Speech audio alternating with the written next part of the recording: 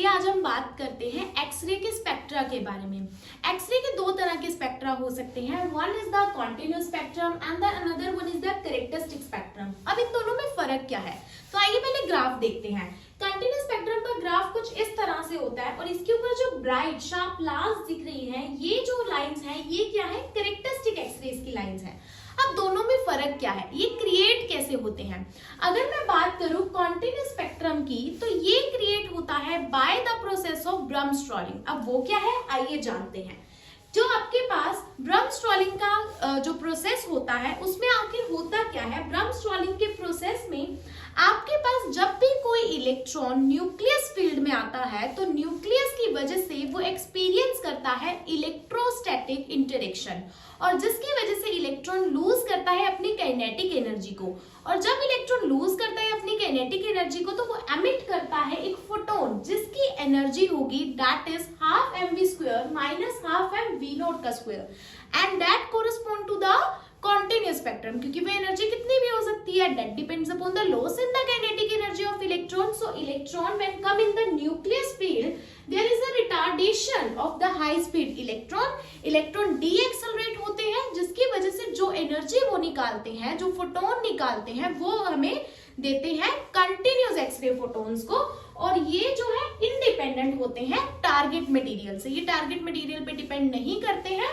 और ये कुछ इस तरह का स्पेक्ट्रम हमें देते हैं, that is a continuous spectrum. और जैसे जैसे हम वोल्टेज बढ़ाते हैं तो लैम्डा मिनिमम डिक्रीज होती है, मतलब कंटिन्यूस स्पेक्ट्रम में minimum wavelength is inversely proportional to the applied potential difference.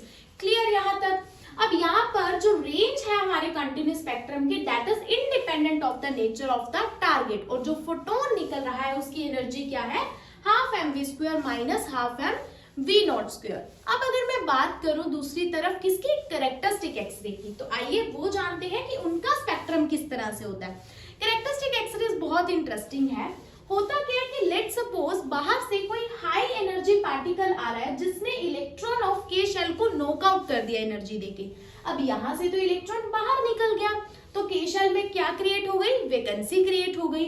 अब उस वैकेंसी को फिल करने के लिए आउटर मोस्ट शेल से अगर कोई इलेक्ट्रॉन आता है, इनर मोस्ट शेल के इलेक्ट्रॉन की वैकेंसी को फिल करता है, तो क्या रिलीज होगा, फिर से एनर्जी रिलीज होगी in the form of photon. और वो क्या होती है, कैरेक्टरिस्टिक एक्सरे। जब इनर मोस्ट शेल की वैकेंसी को आउटर शेल से कोई इलेक्ट्रॉन आके फिल करता है तो वो क्या निकालता है, हमें कैरेक्टरिस्टिक एक्सरे फोटोन निकालता है, और वो हमें स्पेक्ट्रम में देती है शार्प ब्राइट लाइंस देती है। इसको मैं बोलती हूँ डिस्क्रीट स्पेक्ट्रा, कुछ इस तरह से।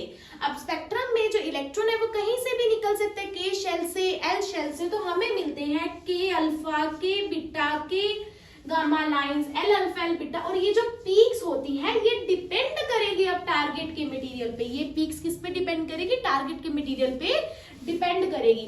तो ये जो वेवलेंथ है कैरेक्टरिस्टिक एक्सरेज की, ये क्या होती हैं, डिस्क्रीट होती हैं।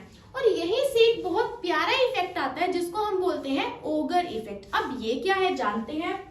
अब जब बाहर से हायर एनर्जेटिक रेज अंदर गई, इलेक्ट्रॉन एमिट हुआ, उसकी वैकेंसी को भरने के लिए बाहर से कोई इलेक्ट्रॉन आया, उसने निकाली एक्सरे फोटोन, वो तो हो गई कैरेक्टरिस्टिक एक्सरे।